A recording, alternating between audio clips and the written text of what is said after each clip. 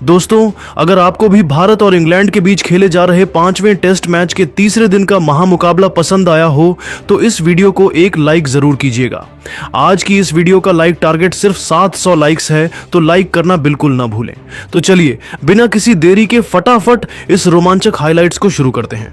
दोस्तों, भारत और इंग्लैंड के बीच खेले जा रहे इस निर्णायक टेस्ट मैच के तीसरे दिन का खेल शुरू हुआ। दूसरे दिन के अंत तक भारतीय टीम ने 75 रन बना लिए थे और अब उनकी कोशिश थी कि इस बढ़त को और मजबूत किया जाए।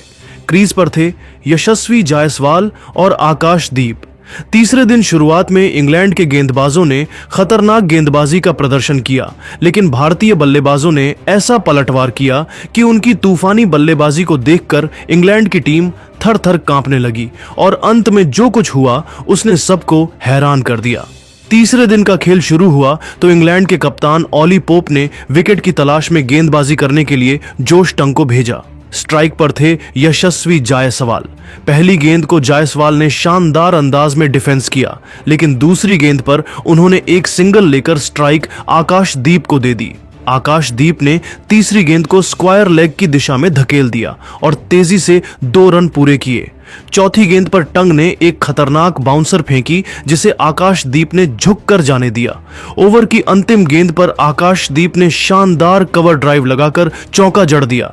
इस ओवर से कुल 7 रन आए। अब टीम इंडिया का स्कोर था 20 ओवर में 2 विकेट के नुकसान पर 62 रन। अगले ओवर में क्रिस वॉक्स गेंदबाजी करने आए, लेकिन जायसवाल पूरी तरह से सेट लग रहे थे। उन्होंने वोक्स की शुरुआती 3 गेंदों पर कोई रन नहीं बनाया, लेकिन चौथी गेंद पर डीप मिड विकेट के ऊपर से एक शानदार छक्का जड़ दिया। यह छक्का 92 मीटर का था। इस छक्के के साथ ही जायसवाल ने इंग्लैंड के गेंदबाजों पर दबाव बनाना शुरू कर दिया। वॉक्स ने इस ओवर में 6 रन दिए। 25वें ओवर में गेंदबाजी करने आए गस एटकिंसन। जायसवाल और आकाशदीप ने समझदारी से बल्लेबाजी करते हुए सिंगल और डबल्स चुराए। इस ओवर में एटकिंसन ने कुल 4 रन दिए। अब टीम इंडिया का स्कोर था 25 ओवर में 2 विकेट के नुकसान पर 101 रन। जायसवाल 65 रन और आकाशदीप 15 रन बनाकर खेल रहे थे। दोनों के बीच अच्छी साझेदारी पनप रही थी। 30वें ओवर में कप्तान ओली पोप ने फिर से जोश टंग को अटैक पर लगाया। टंग ने इस बार शानदार गेंदबाजी करते हुए जायसवाल को परेशान किया, लेकिन जायसवाल ने उनकी तीसरी गेंद को फ्लिक करके 4 रन बटोरे। चौथी गेंद पर जायसवाल ने एक और सिंगल लेकर स्ट्राइक आकाशदीप को दे दी। आकाशदीप ने ओवर की अंतिम 2 गेंदों पर कोई रन नहीं बनाया। 30 ओवर के बाद टीम इंडिया का स्कोर 2 विकेट पर 119 रन था। 35वें ओवर में इंग्लैंड की तरफ से गेंदबाजी करने आए जेमी ओवर्टन। इस ओवर में आकाशदीप ने एक और शानदार चौका जड़कर अपनी बल्लेबाजी का दम दिखाया, लेकिन ओवर की 5वीं गेंद पर ओवर्टन ने शानदार गेंदबाजी करते हुए आकाशदीप को LBW आउट कर दिया। आकाशदीप 28 रन बनाकर वापस पवेलियन लौटे। टीम इंडिया को तीसरा झटका लगा। अब टीम इंडिया का स्कोर 35 ओवर में 3 विकेट के नुकसान पर 138 रन था। आकाशदीप का विकेट गिरने के बाद कप्तान शुभमन गिल बल्लेबाजी करने के लिए आए। उनके सामने थे यशस्वी जायसवाल, जो एक छोर पर मजबूती से टिके हुए थे। गिल ने ओवर्टन की अंतिम गेंद पर कोई रन नहीं बनाया। 36वें ओवर में गेंदबाजी करने आए जो रूट। जायसवाल ने रूट का स्वागत एक सिंगल के साथ किया और स्ट्राइक गिल को दे दी। गिल ने रूट की दूसरी गेंद पर शानदार कवर ड्राइव लगाकर अपना खाता खोला। यह एक शानदार चौका था। गिल ने तीसरी और चौथी गेंद पर भी सिंगल और डबल लेकर दबाव कम किया। ओवर की अंतिम गेंद पर गिल ने एक और चौका लगाया। इस ओवर से कुल 11 रन आए। 38वें ओवर में इंग्लैंड की तरफ से गेंदबाजी करने के लिए आए जेकब बेथेल। बेथेल की गेंदबाजी पर जायसवाल ने लगातार 3 चौके लगाए। पहली गेंद को डीप एक्स्ट्रा कवर की दिशा में मारा, दूसरी को लॉन्ग ऑन की दिशा में और तीसरी गेंद को स्क्वायर लेग के ऊपर से। इन 3 चौकों के साथ ही जायसवाल ने अपना शतक पूरा कर लिया। यह उनके टेस्ट करियर का 6वां शानदार शतक था। जायसवाल ने बल्ले को हवा में लहराकर इस पल का जश्न मनाया। उनके इस शतक से भारतीय ड्रेसिंग रूम में खुशी की लहर दौड़ गई। 40वें ओवर में गेंदबाजी करने आए क्रिस वॉक्स। जायसवाल ने वॉक्स की पहली 2 गेंदों पर 2 सिंगल लेकर गिल को स्ट्राइक दे दी। गिल ने वॉक्स की तीसरी गेंद पर शानदार छक्का लगाकर अपने इरादे साफ कर दिए। चौथी और 5वीं गेंद पर गिल ने सिंगल लिए। ओवर की अंतिम गेंद पर जायसवाल ने एक शानदार चौका लगाया। इस ओवर में कुल 13 रन आए। लंच तक टीम इंडिया का स्कोर 3 विकेट के नुकसान पर 198 रन था। यशस्वी जायसवाल 108 रन बनाकर और शुभमन गिल 25 रन बनाकर क्रीज पर डटे हुए थे। लंच के बाद का खेल शुरू हुआ। भारतीय टीम अब अपनी बढ़त को और मजबूत करना चाहती थी। क्रीज पर थे यशस्वी जायसवाल और शुभमन गिल। दोनों बल्लेबाज पूरी तरह से सेट हो चुके थे। इंग्लैंड के कप्तान ऑली पोप ने फिर से जो रूट को गेंदबाजी के लिए लगाया, लेकिन इस बार गिल ने रूट की जमकर धुनाई की। गिल ने पहली गेंद को मिड विकेट के ऊपर से शानदार छक्के में तब्दील कर दिया। दूसरी गेंद पर उन्होंने एक और छक्का लगाया। तीसरी और चौथी गेंद पर गिल ने सिंगल ली। ओवर की अंतिम गेंद पर जायसवाल ने भी एक चौका जड़ दिया। इस ओवर से कुल 18 रन आए। अब टीम इंडिया का स्कोर 41 ओवर में 3 विकेट के नुकसान पर 216 रन था। 45वें ओवर में गेंदबाजी करने आए क्रिस वॉक्स। वॉक्स ने शानदार गेंदबाजी की, लेकिन गिल ने उनके ओवर की अंतिम गेंद पर एक और शानदार छक्का जड़ दिया। इस छक्के के साथ ही गिल ने अपना अर्धशतक भी पूरा कर लिया। गिल ने सिर्फ 35 गेंदों में यह अर्धशतक पूरा किया, जिसमें 4 चौके और 3 छक्के शामिल थे। गिल के इस अर्धशतक ने इंग्लैंड के गेंदबाजों को बैकफुट पर धकेल दिया। 45 ओवर के बाद टीम इंडिया का स्कोर 3 विकेट पर 245 रन था। 50वें ओवर में गेंदबाजी करने आए जेकब बेथेल। गिल और जायसवाल के बीच साझेदारी 100 रनों की हो चुकी थी। बेथेल के इस ओवर में जायसवाल ने एक चौका और एक छक्का लगाया। जायसवाल अब तेजी से अपने दोहरे शतक की ओर बढ़ रहे थे। 50 ओवर के बाद टीम इंडिया का स्कोर 3 विकेट के नुकसान पर 291 रन था। 55वें ओवर में इंग्लैंड के कप्तान ऑली पोप ने जोश टंग को गेंदबाजी के लिए बुलाया। जोश टंग ने इस ओवर में अच्छी गेंदबाजी की और सिर्फ 2 रन दिए, लेकिन अगले ओवर में गिल ने क्रिस वॉक्स की गेंद पर 2 लगातार छक्के लगाकर अपनी फॉर्म का प्रदर्शन किया। गिल अब 90 के पार पहुंच चुके थे। 60वें ओवर में जो रूट गेंदबाजी करने आए, गिल ने उनकी पहली गेंद पर एक सिंगल लिया और जायसवाल को स्ट्राइक दे दी। जायसवाल ने अगली 2 गेंदों पर 2 सिंगल लिए। चौथी गेंद पर गिल ने एक और सिंगल लेकर स्ट्राइक अपने पास रखी। गिल ने 5वीं गेंद पर शानदार चौका लगाया और अपने शतक के करीब पहुंच गए। ओवर की अंतिम गेंद पर गिल ने मिड विकेट के ऊपर से एक शानदार छक्का लगाकर अपना शतक पूरा कर लिया। गिल ने तूफानी शतक ठोक दिया, जिसमें 8 चौके और 5 छक्के शामिल थे। गिल का शतक पूरा होने पर भारतीय ड्रेसिंग रूम में तालियों की गड़गड़ाहट गूंज उठी। 60 ओवर के बाद टीम इंडिया का स्कोर 3 विकेट के नुकसान पर 354 रन था। 65वें ओवर में गेंदबाजी करने आए जेकब बेथेल।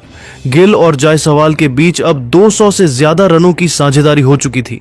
गिल ने बेथेल की गेंद पर शानदार बल्लेबाजी करते हुए एक छक्का और एक चौका लगाया। इस ओवर में कुल 14 रन आए।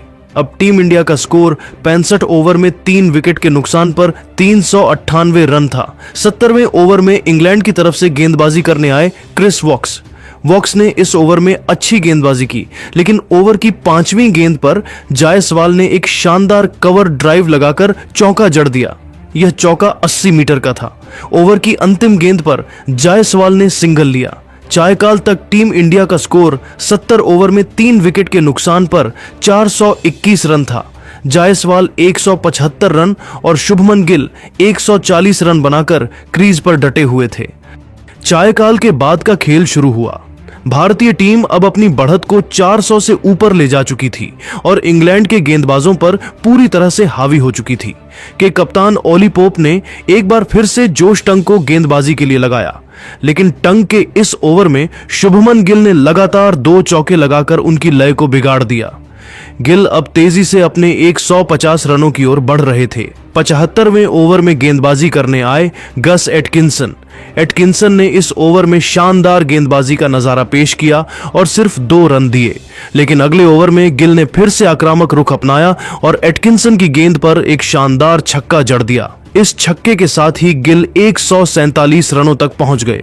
78वें ओवर में गेंदबाजी करने आए जो रूट ने अपनी ऑफ स्पिन से जायसवाल को परेशान किया।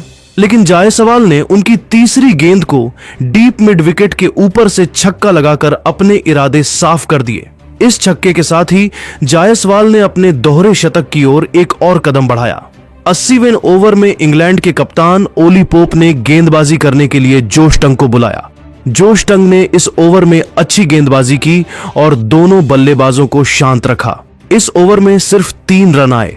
88 ओवर के बाद टीम इंडिया का स्कोर 3 विकेट पर 456 रन था। 50वें ओवर में गेंदबाजी करने आए क्रिस वॉक्स ने इस ओवर में गिल को परेशान किया, लेकिन ओवर की चौथी गेंद पर गिल ने एक शानदार कवर ड्राइव लगाकर चौका जड़ दिया। लेकिन ओवर की 5वीं गेंद पर वॉक्स ने शानदार वापसी करते हुए शुभमन गिल को LBW आउट कर दिया। गिल 147 रनों की शानदार पारी खेलकर वापस पवेलियन लौटे। गिल ने अपनी इस पारी में 11 चौके और 7 छक्के लगाए। टीम इंडिया को चौथा झटका लगा। अब टीम इंडिया का स्कोर 85 ओवर में 4 विकेट के नुकसान पर 459 रन था। गिल का विकेट गिरने के बाद नए बल्लेबाज करुण नायर मैदान पर आए। उनके सामने थे यशस्वी जायसवाल, जो 192 रन बनाकर क्रीज पर डटे हुए थे। नायर ने आते ही एक सिंगल लेकर अपना खाता खोला। 90वें ओवर में गेंदबाजी करने आए जेमी ओवरटन ने नायर को परेशान किया, लेकिन नायर ने अपनी समझदारी का परिचय देते हुए ओवर की अंतिम गेंद पर एक शानदार चौका जड़ दिया। नायर ने इस चौके के साथ ही इंग्लैंड के गेंदबाजों को अपने आने का संदेश दिया। 90 ओवर के बाद टीम इंडिया का स्कोर 4 विकेट पर 481 रन था। 95वें ओवर में गेंदबाजी करने आए जोश टंग ने नायर को परेशान किया, लेकिन नायर ने उनके ओवर की अंतिम गेंद पर एक शानदार छक्का लगाकर अपने इरादे साफ कर दिए। नायर अब अपनी लय में आ चुके थे। 98वें ओवर में गेंदबाजी करने आए क्रिस वॉक्स। जायसवाल और नायर के बीच अच्छी साझेदारी पनप रही थी, लेकिन ओवर की 5वीं गेंद पर क्रिस वॉक्स ने यशस्वी जायसवाल को जो रूट के हाथों कैच आउट करवा दिया। जायसवाल 198 रनों की शानदार पारी खेलकर पवेलियन लौटे। वह अपने दोहरे शतक से सिर्फ 2 रन से चूक गए। टीम इंडिया को 5वां झटका लगा। अब टीम इंडिया का स्कोर 98 ओवर में 5 विकेट के नुकसान पर 489 रन था। यशस्वी जायसवाल का विकेट गिरने के बाद नए बल्लेबाज रविंद्र जडेजा मैदान पर आए। उनके सामने थे करुण नायर, जो 15 रन बनाकर खेल रहे थे। 99वें ओवर में गेंदबाजी करने आए जेकब बेथेल की गेंद पर नायर ने 2 लगातार चौके लगाए। नायर अब अपनी फॉर्म में आ चुके थे। 99वें ओवर के बाद टीम इंडिया का स्कोर 5 विकेट पर 497 रन था। 100वें ओवर में गेंदबाजी करने आए जेमी ओवरटन ने इस ओवर में अच्छी गेंदबाजी की, लेकिन ओवर की 5वीं गेंद पर नायर ने एक शानदार छक्का जड़कर अपने अर्धशतक के करीब पहुंच गए। ओवर की अंतिम गेंद पर नायर ने एक सिंगल लिया। दिन का खेल खत्म होने तक टीम इंडिया का स्कोर 100 ओवर में 5 विकेट के नुकसान पर 510 रन था। करुण नायर 27 रन बनाकर और रविंद्र जडेजा 5 रन बनाकर क्रीज पर डटे हुए थे। लेकिन दोस्तों, अब आपको क्या लगता है, क्या टीम इंडिया 5वें टेस्ट मैच को जीतकर सीरीज ड्रॉ कराएगी या फिर नहीं? आप खुद नीचे कमेंट करके बताइए और ऐसी ही नई वीडियो के लिए हमारे चैनल को जरूर सब्सक्राइब करिए। धन्यवाद।